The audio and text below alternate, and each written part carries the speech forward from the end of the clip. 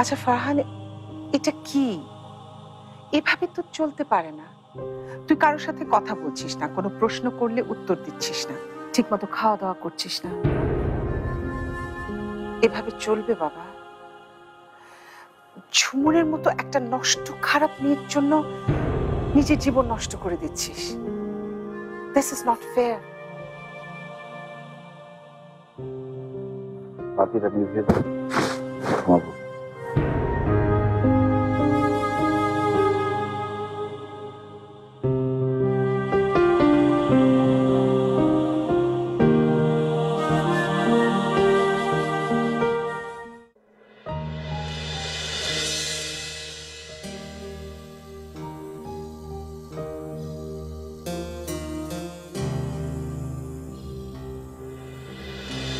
আমি এই ছাদের প্রত্যেকটা টবের একটা আলাদা আলাদা নাম দিয়েছি। আচ্ছা, যেমন ধরো এইটার নাম হচ্ছে কটমটো টব। এটা দেখো কিরকম কটমটো করে তাকিয়ে আছে আমাদের দিকে।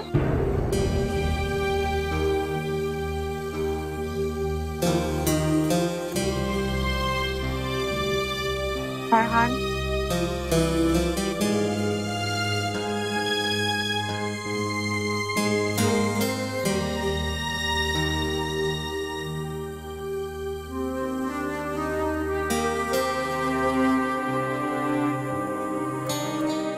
দেখ তোর পছন্দের স্যুপ।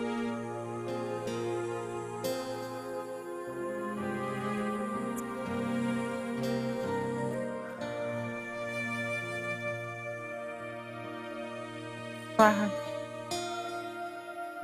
এভাবে আর কতদিন চলবে? মানে কতদিন চলতে পারে?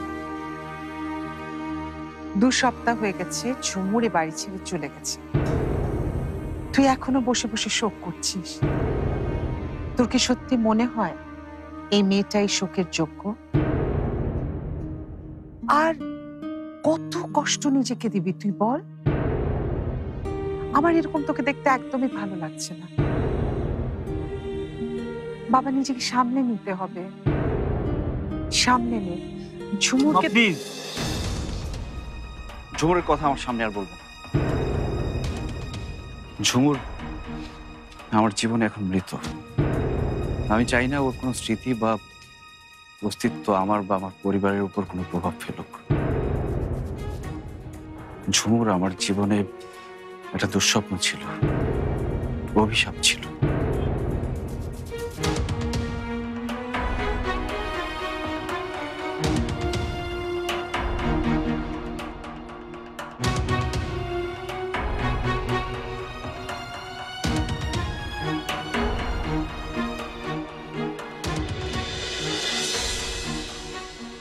বললাম তো আপা, ধীরে ধীরে সব ঠিক হয়ে যাবে।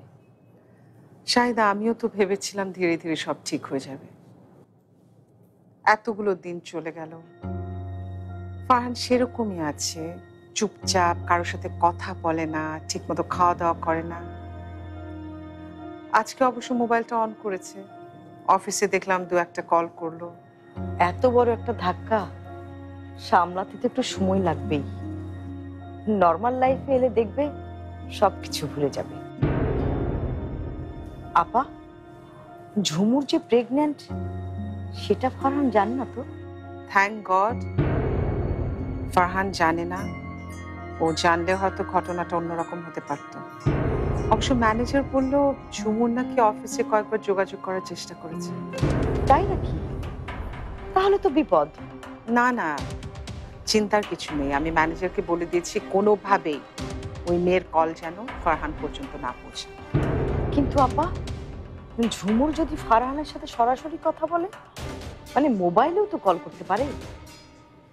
করুক না শাহিদা, আমি আমার ছেলেকে খুব ভালো করেছি।